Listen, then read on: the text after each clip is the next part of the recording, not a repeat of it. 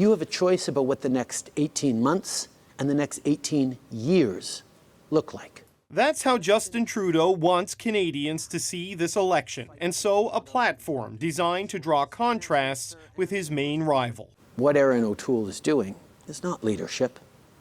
Courting special interests, from anti-vaxxers to climate deniers, from the gun lobby to anti-choice organizations, failing to mention racism even once in his platform, and ripping up $10 a day childcare agreements across the country.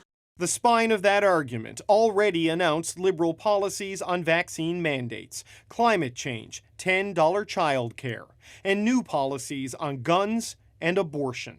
Canada is a country where we stand up for women's rights, and I will not allow others to limit those rights.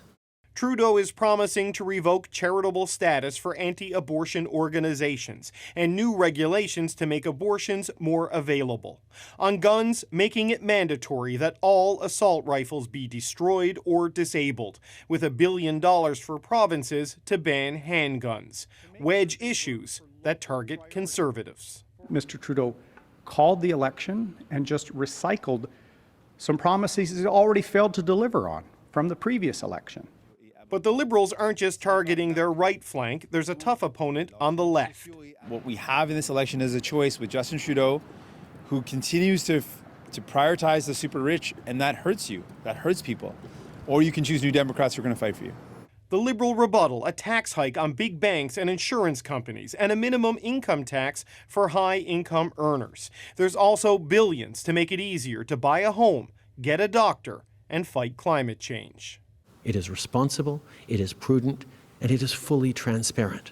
Trudeau's responsible and prudent adds up to about $78 billion in new spending over the next 5 years. There's no plan to balance the budget, but the Liberals say the deficits will get smaller as economic growth boosts revenue. David Cochrane, CBC News, Ottawa. So now let's take a closer look with Chief Political Correspondent Rosemary Barton. So Rosie, what is the strategy around releasing platforms during an election?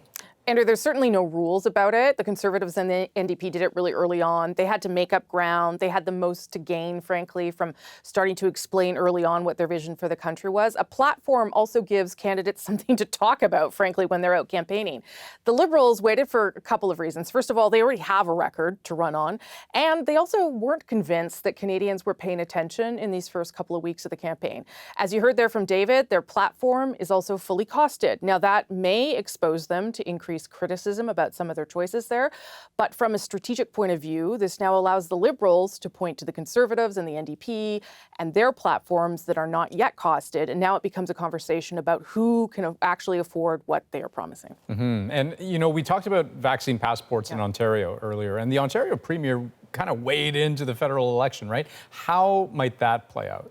Yeah, it may be surprising that he did weigh in, but Doug Ford blamed Justin Trudeau for not putting forward a, quote, national vaccine passport, saying other provinces wanted this to happen. That is not the case. Provinces wanted to manage this themselves.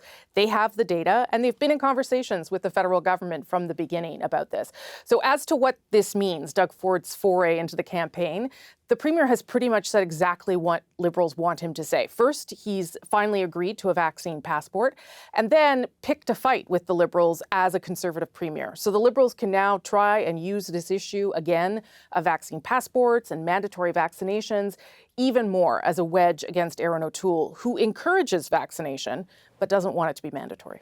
The plot thickens, as they say. Rosie, thank you.